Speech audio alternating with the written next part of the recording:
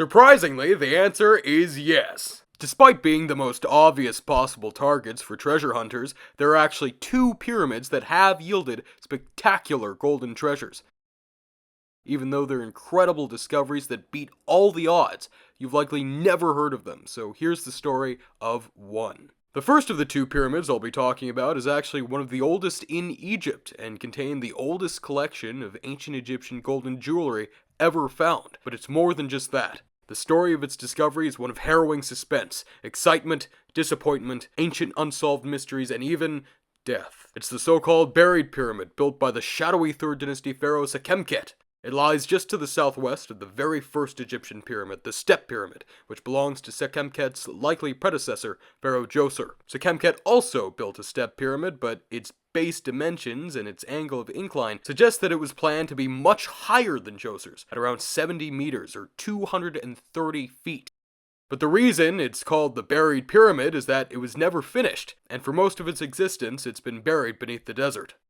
It's now only 26 feet high, and only its first 1.5 steps are still in place, although it may have originally been somewhat higher, given that it's been used as a quarry over the ages. The outline of the massive rectangular enclosure wall surrounding it was just visible underneath the dunes, and it managed to pique the curiosity of a young Egyptian archaeologist named Zachariah Goneim. He began excavating the site in 1951, and in doing so, discovered a previously unheard of pyramid complex. The enclosure wall was clad in fine white limestone and was ornamented with rows of niches, regularly alternating with false doors like Djoser's. A mason's inscription inscribed onto it in red ink was found to mention the name Imhotep, suggesting that the polymath who devised Djoser's step pyramid may have also built Sekhemkhet's. The one true entrance through the wall hasn't actually been found yet though, since the site has never actually been fully excavated. Goneim also found burials from as early as the 19th dynasty lying around and even above the pyramid, which suggested to Goneim that the pyramid had been left undisturbed for some 3,000 years. In early 1954, he began searching for the pyramid's entrance,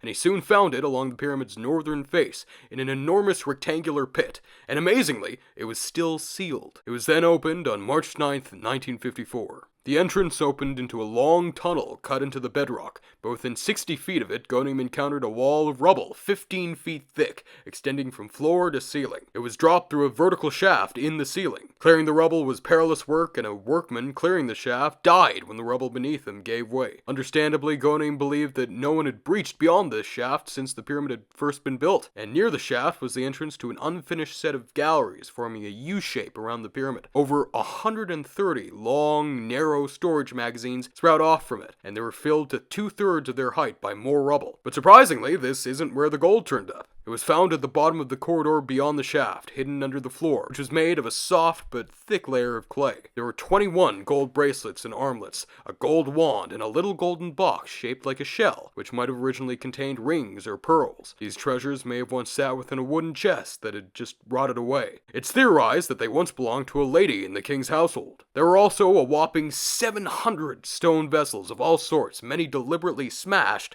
which were carefully arranged into different layers underneath the clay floor. As far as I know, the treasure, at least the golden bits, are on display in room 4 of the Cairo Museum. This almost unprecedented discovery, of course, reinforced Goneim's belief that the pyramid had been left undisturbed, because what tomb robber in their right mind would leave such treasures behind? In any case, Goneim believed that the treasure had been left there deliberately and wasn't just abandoned there by robbers. In the same corridor, seal impressions bearing Sekhemkhet's name were discovered on the clay stoppers of some vessels, which is why we know the pyramid belongs to Sekhemkhet. Sekhemkhet was a previously unknown name, but another name was found within the pyramid that was already known, Djeserti or Djoser Tati, which is Sekhemkhet's other name. The Turin King list attributes Djeserti with a reign of just 6 years, which helps explain why his pyramid was never finished. A rock inscription from the Wadi Maghara in the Sinai depicting Sekhemkhet bashing someone's brain and also bore this name, so that's how we know it's him. Goneim worked until April, beyond the normal excavation season, to break into the burial chamber. It was obscured behind a 10-foot thick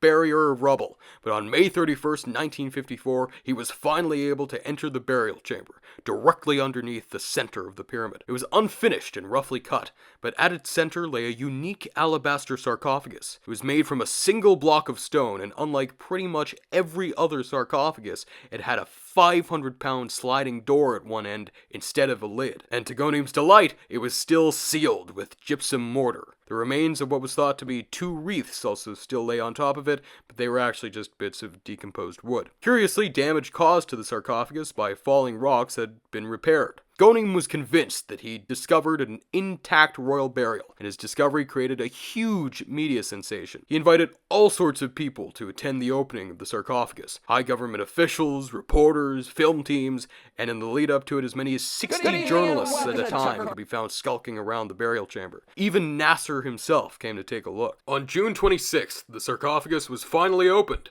but after Ghonaim had fallen on his hands and knees to see what was inside, he found that it was completely empty. As you can imagine, he was incredibly disappointed, but thankfully that disappointment eventually subsided. Ghonaim wrote a best-selling book about his efforts entitled The Lost Pyramid and was invited on a lecture tour of the United States. After returning to Egypt, he completed excavating the debris in the last 130 feet of the pyramid's main corridor, and he discovered yet more gold. There were small golden beads and spacers, which once made up one broad bracelet. He also discovered hundreds more beautiful stone vessels, as well as copper tools and plates, but soon afterwards his life would take a tragic turn for the worst. Based on just hearsay, he was accused of stealing a large pottery vessel found a couple years earlier near Djoser's pyramid. He was subjected to repeated interrogations by the police and was personally devastated by the accusation. His reputation was destroyed, and he was stripped of his duties.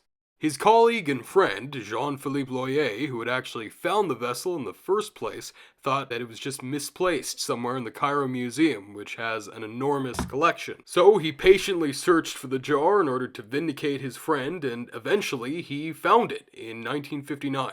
But the night before he would have told Ghonaim, Ghonaim jumped into the Nile from a casino in Cairo.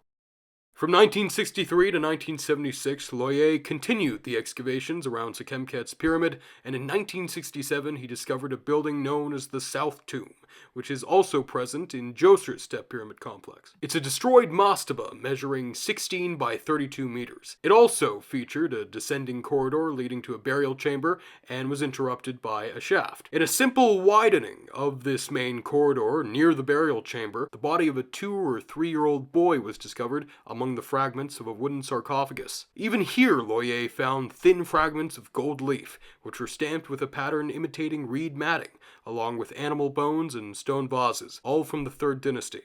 This definitely isn't Sekhemkhet, given how long his reign was, and how he's depicted as an adult man, so it's probably his kid. It isn't clear whether he was buried there before or after his father's death, though. So why wasn't Sekhemkhet found in his sealed sarcophagus? Well, no one really knows, but there are some theories. Loyer thought that Sekhemkhet's mummy and all of his other burial goods had been removed sometime during the chaotic First Intermediate period, when a lot of old royal tombs were trashed. This doesn't really make sense, given all the seemingly intact barriers Ghonaim found between the entrance and the sarcophagus, but it's possible that the burial was restored during the New Kingdom, when other Old Kingdom pyramids were. Maybe Sekhemkhet was robbed during his burial. The sarcophagus of Queen Hetepheres, mother of Pharaoh Khufu, was found devoid of her body, despite her tomb being totally untouched, and it's thought that that's what happened to her. Ghonaim himself concluded that the pyramid was a dummy or ritual tomb, because he claimed that no other explanation will fit the facts, and reasoned that maybe some of the 4th dynasty pharaoh Snefru's pyramids served the same purpose, and that's why he built a whopping 4 of them.